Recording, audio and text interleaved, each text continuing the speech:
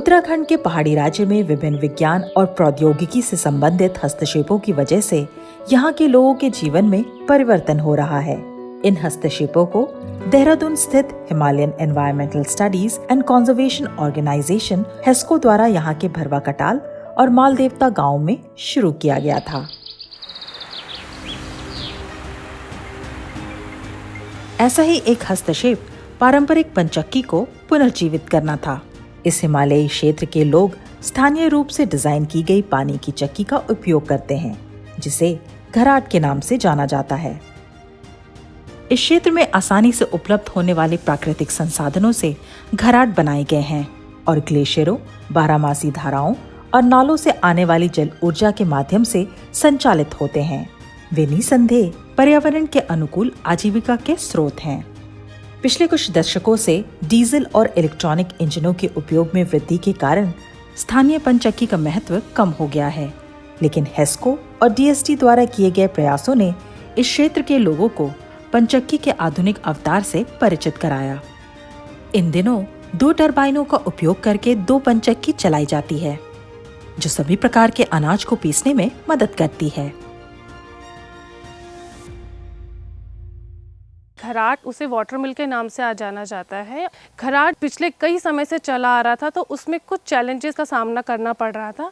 तो तब ये हेस्को का जो उसमें रोल हुआ कि विज्ञान एवं तकनीकी के माध्यम से टरबाइन को चेंज किया। जो लकड़ी की टरबाइन थी उसको हमने रिप्लेस किया एमएस स्टील में, और 3 डिफरेंट टाइप की हम लोगों ने अलग अलग हेड के लिए 3 डिफरेंट टाइप की टरबाइन बनाई, जो कि लो हेड, मीडियम और लार्ज हेड के लिए अलग अलग तरह की टरबाइन को हम इस्तेमाल करते हैं। और पहले इसको सिर्फ हम डिहस्किंग के लिए या ग्राइंडिंग के लिए यूज़ करते थे। आज ये मल्टी एप्लीकेशन है। डिहस्किंग जहाँ एक तरफ होती है, वहीं ग्राइंडिंग भी इसमें होती है, पावर जनरेशन का भी ये काम करती है, ऑयल एक्सपेल भी करती है और कॉटन कॉम्बिंग भी करती है। तो इसकी अब मल्टी एप्लीकेशन हो गई, जिसको कि घराटी बहुत अच्छे तरीके से अब यूज़ कर रहे हैं। ये आधुनिक पंचक्की न केवल आत्मनिर्भरता का एक बड़ा उदाहरण है, बल्कि ये उन स्थानीय लोगों को भी राहत प्रदान करती है जिन्हें अब अनाज पीसने के लिए दूर नहीं जाना पड़ता है और न ही उन्हें अधिक कीमत चुकानी पड़ती है। साथ ही ये आजीविका का एक विश्वसनीय स्रोत भी है। आधुनिक समय को ध्यान में रखते हुए इनमें से एक घराट के बाहर एक छोटे से रेस्टोरेंट का निर्माण भी किया गया है, जिससे ये बहुउद्देश्य हो गया है। यहाँ चाय, कॉफी और कोल्ड ड्रिंक्स की व्यवस्था है।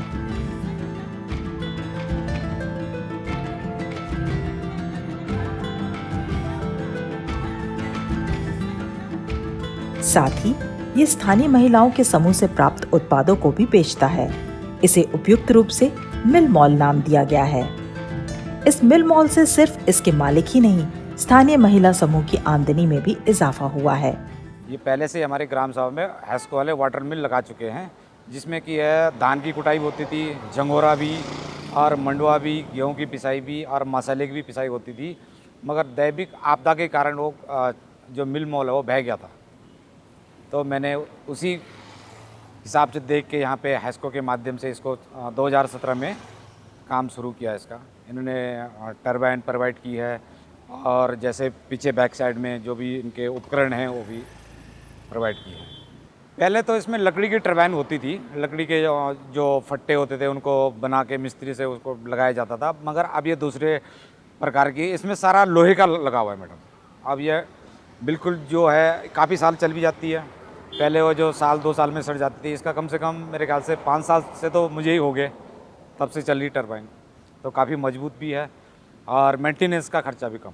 यहाँ पे गेहूं का आटा हो गया, मंडुआई का, मक्की का आटा तो मैं बेचता ही हूँ, पिसाई भी करता हूँ। अपना खुद मैं गेहूं ला के पिसता भी हूँ, आटा बेचता हूँ। और जो गांव से जो जैसे महिलाओं का समूह बना हुआ है, जैसे हल्दी हो गया, अचार, जूस हो गया, तो पापड़ वगैरह बनाते हैं लोग, और मसाले हो गए, ये भी बेचता हूँ दुकान में, ताकि जो गांव में जो संस्था है उनका भी फ़ायदा हो जाता है। यहाँ पे बिक जाता है सामान यहाँ दुकान पे। बाहर मैंने रेस्टोरेंट खोल लगा एक छोटा सा, इसमें चाय, मैगी, कभी चाउमीन ऑर्डर पे बनाता हूँ।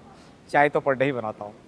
मेरी जो इसमें आमदनी है, पहले तो 15-20 हज़ार थी, अब बढ़ गई है थोड़ा सा। पहले चक्की भी एक थी, अब 2 हो गई है, तो इसमें 20-25 हज़ार रुपये कमा लेता हूँ। पारंपरिक पंचक्कियों यानी कि घराटों का आधुनिकीकरण एक तरह से एकीकृत आदर्श गांव को विकसित करने की हेस्को की अवधारणा का एक हिस्सा है।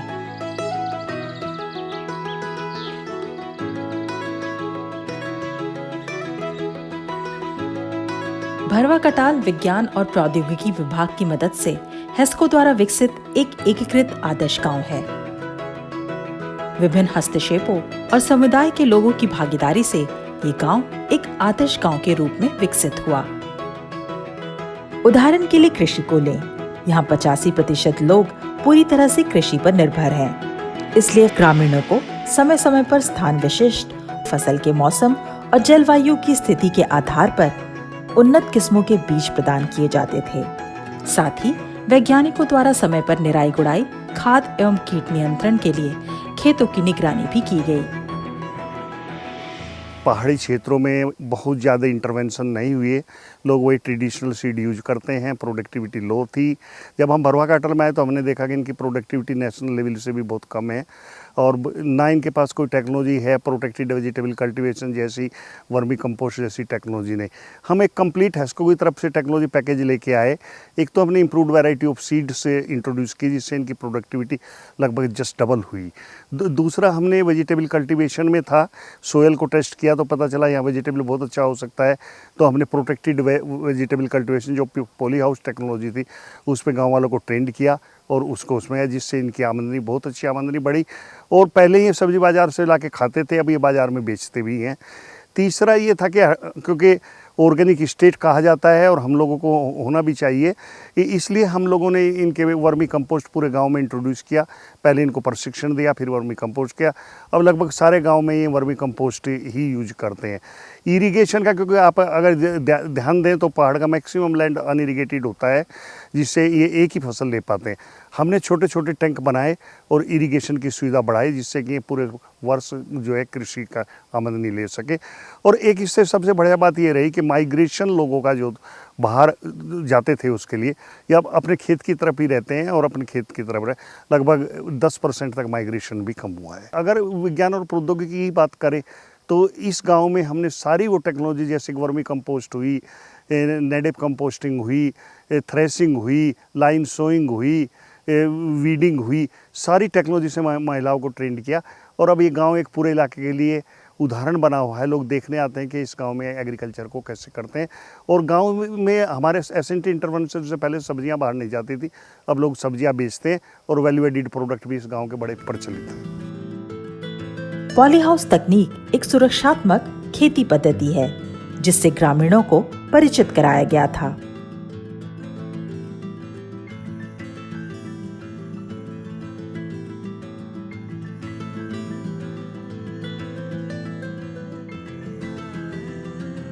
ये सब्जियों की मांग को पूरा करने के लिए उत्पादन की गुणवत्ता और लाभ मार्जिन को बढ़ाता है। इसके लिए भरवा कटाल में 3 स्थानों पर करीब 900 वर्ग फीट का पॉली हाउस लगाया गया।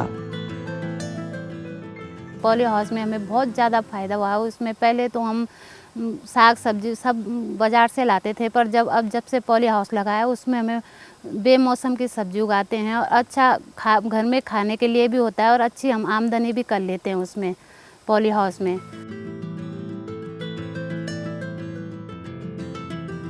मशरूम की खेती जैसी गतिविधियों को भी यहाँ बढ़ावा मिला। मशरूम के लिए एक कम लागत वाली झोपड़ी बनाई गई और किसानों को खेती के लिए बटन और ढींगरी किस्म के मशरूम से परिचित कराया गया। किसानों द्वारा उत्पाद सीधे स्थानीय बाजार में बेचा जाता है।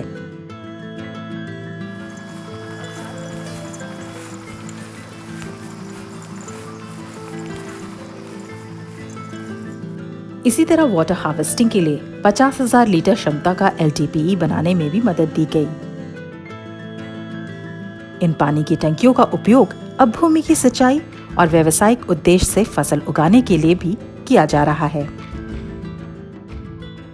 हमारे खेतों में पानी नहीं जाता था नीचे, जैसे बरसात में तो हो गई खेती, गर्मियों और सर्दियों के टाइम पे नहीं होती थी। फिर टैंक लगवाया तो अभी तो बरसात में भर जाता है ये। तो बाद में जैसे बरसात नहीं होती तो हम पाइप लगाते हैं, फिर आगे क्यारियों को सिंचित करते हैं। फिर होता है गर्मियों में काफ़ी गेहूँ भी होते हैं, उसके बाद हर चीज़ भी बोते हैं हम, धनिया वगैरह, तो वो भी होता है, तो सिंचाई हो जाती है। जैसे गर्मी में हर जगह से पानी नहीं होता तो यहाँ से हो जाता हमारा। यहाँ के समुदाय के लिए बायो फार्मिंग की अवधारणा को भी पेश किया गया था।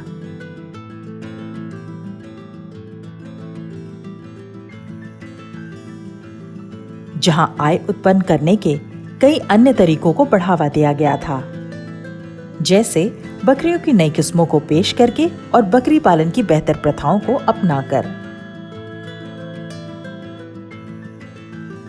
सिर्फ बकरी पालन ही नहीं, बल्कि मुर्गी पालन को भी आय सृजन के वैकल्पिक मॉडल के रूप में पेश किया गया। मुर्गी पालन के 2 तरीकों को बढ़ावा दिया गया, घर के पीछे या आंगन में मुर्गी पालन और व्यावसायिक मुर्गी पालन, जिसमें व्यावसायिक किसान प्रति माह 10,000 से 12,000 तक कमाते हैं। फिर मछली पालन भी है, जो पहाड़ियों में किसानों को आय का एक अतिरिक्त स्रोत प्रदान करता है, क्योंकि मछली पालन का स्थानीय स्तर पर उत्पादन किया जा सकता है और ये उनके आहार का एक हिस्सा भी है। परियोजना के तहत यहाँ पहाड़ी मछली पालन के 2 मॉडल पेश किए गए हैं।